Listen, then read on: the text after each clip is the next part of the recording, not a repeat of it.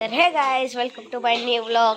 आणि आपण ह्या व्हिडिओत बघणार आहे की गणपतीत कोकणात दिवसभरात काय काय मजा असते. तर फटाफटा ब्लॉग सुरू करूया गाइस.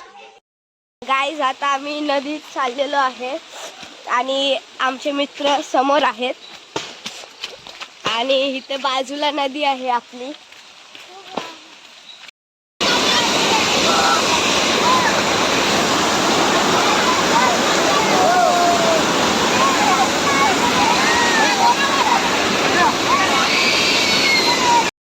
तर आता आम्ही नदीवरनं आंघोळ करून आलेलो आहे सगळेजण. आता घरी आलेलो आहे आम्ही.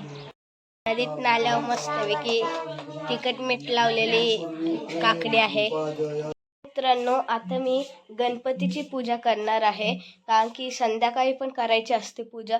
आणि आता भजनाला सुद्धा पोरं येतील, तर फटाफट पूजा करून घेऊया गाईज.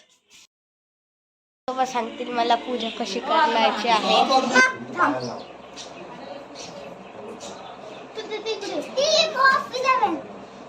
माझा चान्स आहे.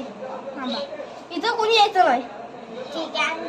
तू बघ तिथं तू एकटे आणि तू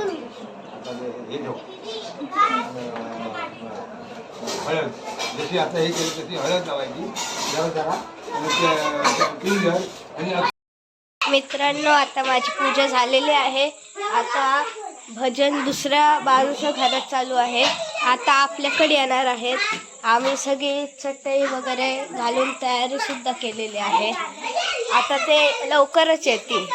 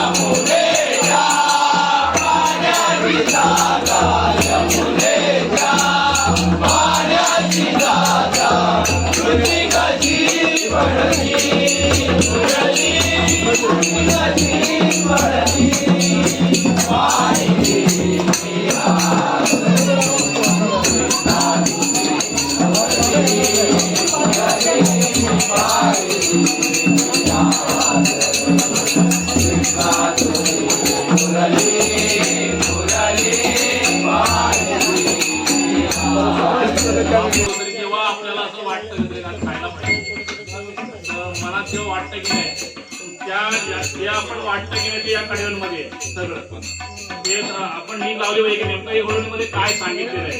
आपण म्हणजे प्रति आला वेगळे माझा असं काय मारामारी किंवा भांडणे नव्हते. आपल्या मनाची भांडणे आहे, मनामध्ये जे विकार आहेत ते विकार आपल्याला काही जगू देत नाही. आणि प्रत्येक माणसासाठी पैसा पाहिजे, आपल्याला प्रतिष्ठा पाहिजे किंवा या ज्या गोष्टी आहेत त्याच्या पाठीमागे आपण जो धडपडतो तेव्हा कुठेतरी ती आपल्या मनाची घालमेल होते किंवा आपल्याला जाऊ देत नाही किंवा या ज्या गोष्टी आहेत या गोष्टी या कवळणीतून सांगितलेल्या आहेत.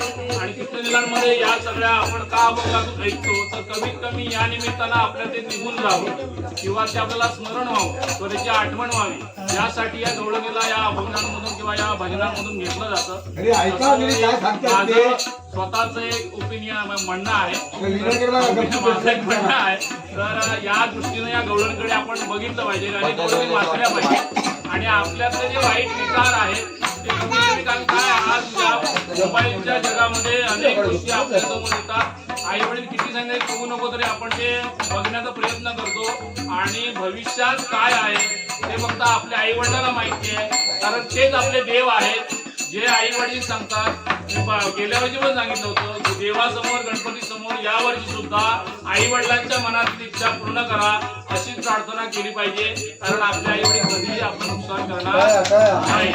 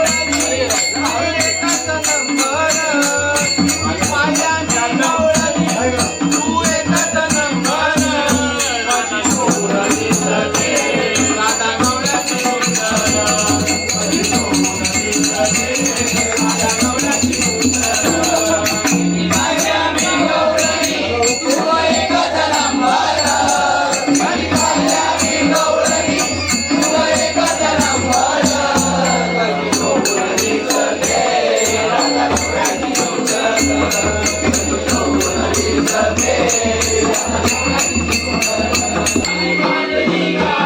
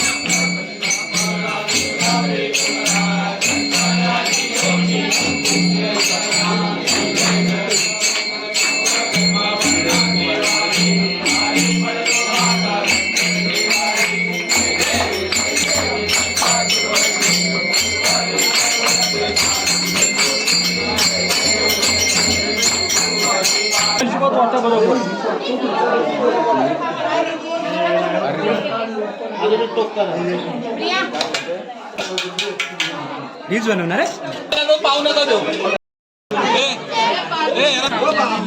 कसं आहे रे काय आजच्या दिवसातली मजा तुम्हाला कशी वाटली कमेंटमध्ये नक्की सांगा. लाईक शेअर आणि सबस्क्राईब नक्की करा मित्रांनो. भेटूया पुढच्या ब्लॉगमध्ये.